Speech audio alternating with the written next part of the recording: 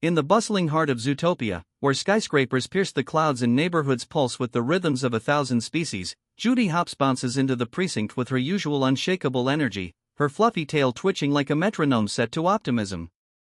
It's been just a week since she and her sly fox partner, Nick Wilde, cracked the biggest case of their careers, exposing a plot that nearly tore the city apart along predator-prey lines. Now, officially teamed up in the Zootopia Police Department, they're supposed to be the dream duo Bunny and Fox, justice and cunning, wrapped in a badge. But as Judy rattles off her morning briefing to Chief Bogo, the massive Cape Buffalo looming over his desk like a storm cloud, Nick lounges against a filing cabinet, paws crossed, flashing that trademark smirk that says he's already mentally checked out for the day. Their first joint patrol starts innocently enough, a routine traffic stop on a catering van weaving through Sahara Square's sun-baked streets. The van's label Amos Bush should have been the first clue. It was too punny to be trouble, but when Judy spots a suspicious glint inside, her instincts kick in. They give chase, leaping over market stalls piled high with dates and dodging camels hawking iced lattes. Nick gripes the whole way, his tie flapping like a defeated flag, but there's a spark in his eyes. He lives for these moments, even if he'd never admit it. They corner the van in a dusty alley, only to find it abandoned, except for a single, iridescent shed snakeskin coiled on the floor like a forgotten ribbon. Judy freezes, her ears perking straight up. Snakes? In Zootopia? The city's founding charters ban reptiles outright, no slithers, no scales, not since some ancient scandal a century ago that everyone's too polite to whisper about. Nick picks it up gingerly, holding it at arm's length like it's cursed. Great, Hopps. Now we're playing detective with a fashion faux pas from the Jurassic era. Chief Bogo isn't amused. He thunders into the evidence room, horns scraping the doorframe, and lays into them for going rogue without backup. Hopps. Wilde. You're partners, not a circus act. Judy stammers apologies, her paws twisting together, while Nick mutters something about bureaucratic buffaloes under his breath. The punishment? Mandatory sessions at Partners in Crisis, a support group for duos on the brink of implosion. Led by the unflappable Dr. Fuzzby, a quokka with a therapist's calm and a comedian's timing, the meetings are equal parts eye roll and revelation. Picture this, Judy blurting answers to icebreakers without a glance at Nick, who slouches deeper into his chair, arms folded, until Fuzzby prods him with, "And how does that make you feel, Mr. Wilde? Like you're just along for the bunny's ride?" The room erupts in awkward laughter from the other pairs, a mismatched rhino and mouse arguing over desk space, a pair of hyperactive meerkats finishing each other's sentences. But for Judy and Nick, it's a mirror held too close. They've saved the city together, but can they save their friendship from the cracks forming beneath the banter? That night, at a glittering gala in the opulent halls of Linksley Manor, the partners are forced to attend as plus ones to keep Bogo off their backs. The event's centerpiece is the Linksley Journal, a leather-bound relic displayed under glass like a holy grail. It belonged to Ebenezer Linksley, Zootopia's revered founder, the lynx who dreamed up the weather walls, those invisible barriers that blanket districts in tailored climates, turning a single metropolis into a mosaic of tundras, deserts, and rainforests. Giraffes sip cocktails in air-conditioned lounges while polar bears schmooze in frosty nooks. It's a marvel of engineering, or so the official story goes. But as Judy mingles with tuxedoed elites, her eyes lock on a shadow slinking through the vents, a sleek pit viper, scales shimmering like oil on water, making off with the journal in a heist smoother than a jazz riff. Chaos erupts. Alarms wail, guests scatter like startled pigeons, and in the melee, Judy and Nick tackle the intruder, only to be unceremoniously cuffed by security. The snake, Gary DeSnake, as his forged ID hilariously claims, hisses a plea before vanishing into the ducks. "It's not what you think, officers. The truth, it's slithering right under your paws."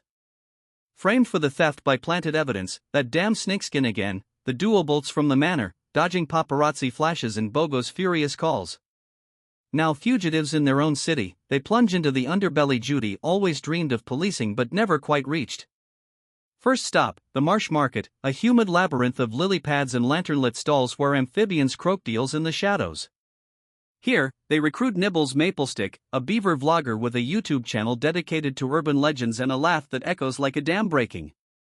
Nibbles, voiced with chaotic glee, films their undercover exposé on a jury-rigged smartphone rig, her buck teeth clicking as she quips, "This is bigger than my last viral, top 10 ways to build a log cabin in 10 seconds. As they decode Gary's cryptic trail, scrawled notes in a serpentine script leading to abandoned reptile warrens beneath Tundratown, Judy's determination clashes with Nick's growing doubt. What if this snake's just another con, Carrots?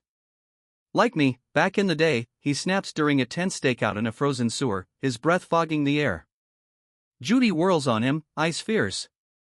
Then why chase the truth if we're too scared to bite? Zootopia's built on stories: Nick, predator, prey, hero, villain. But what if the biggest lie is the one we tell ourselves? Their argument hangs heavy, echoing off ice-crusted walls, until a rumble shakes the ground. Gary, cornered and coiled in a hidden cavern, reveals his desperate mission. He's no thief. He's a descendant of the exiled, driven by whispers of a patent that could rewrite history. Turns out, Ebenezer Lingsley didn't invent the weather walls alone.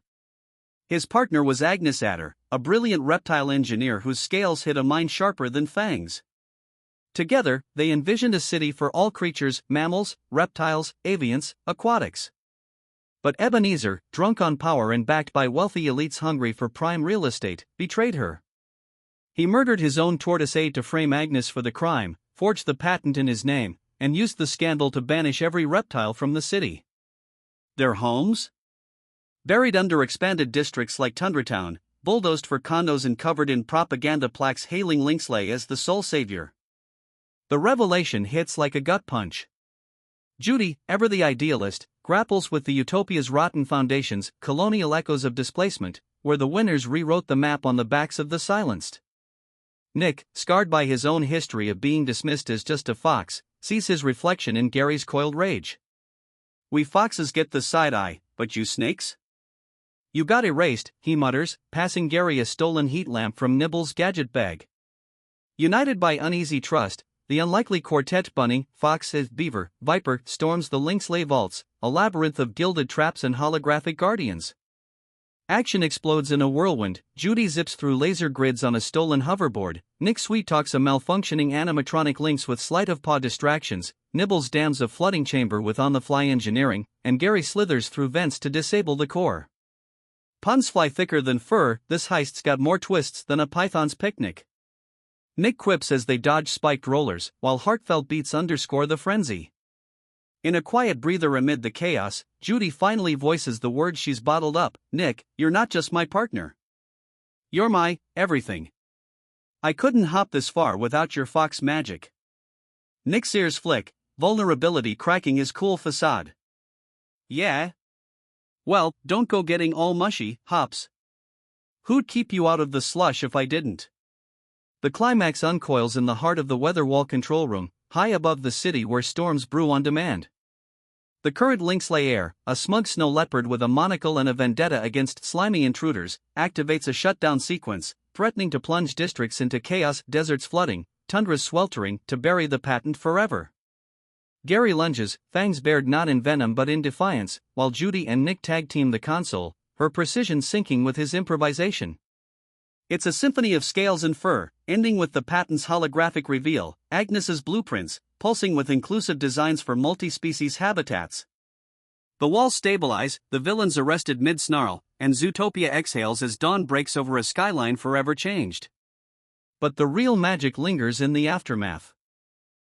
Cleared of charges, Judy and Nick return to the precinct, badges polished but bonds unbreakable. Dr. Fuzby nods approval at their final session. See? Sometimes, the real partnership isn't about agreeing, it's about showing up, fangs and all. As they patrol anew, Gary integrates tentatively, his first legal slither through city streets, a tentative step toward amends. The city buzzes with reform, reptile rights rallies in the plazas, YouTube exposés going viral, proving that unearthing buried truths doesn't topple utopias, it builds better ones. Yet, woven into the laughs and leaps are those sly undercurrents that make Zootopia too more than a romp. Beneath the surface, it's a sharp jab at how history's victors polish their legacies with the blood of the marginalized, echoing real-world tales of erased indigenous blueprints and gentrified ghosts. Gary's not just a snake, he's a stand-in for every voice history tried to hush, his warmth-seeking hugs a poignant nod to communities forced into the cold. And those hidden gems? Freeze-frame the gala chase for a shadowy nod to the Shining's hedge maze, reimagined as topiary tigers. Spot the sloth flash in a mid-credits DMV demolition derby, outracing everyone for once. Or catch the feather drifting in the final scene, a avian tease hinting at skies yet to be claimed. Disney's winking at its own empire too. Bob Iger voices a weatherman whose forecasts always favor the forecastaires, a meta dig at studio steering. It's these layers that elevate the sequel, turning a kid's adventure into a conversation starter, all without preaching. In a world quick to divide, Zootopia 2 whispers that the real predators are the lies we let slither unchecked, and the bravest heroes are those who paw through the dark to drag them into the light.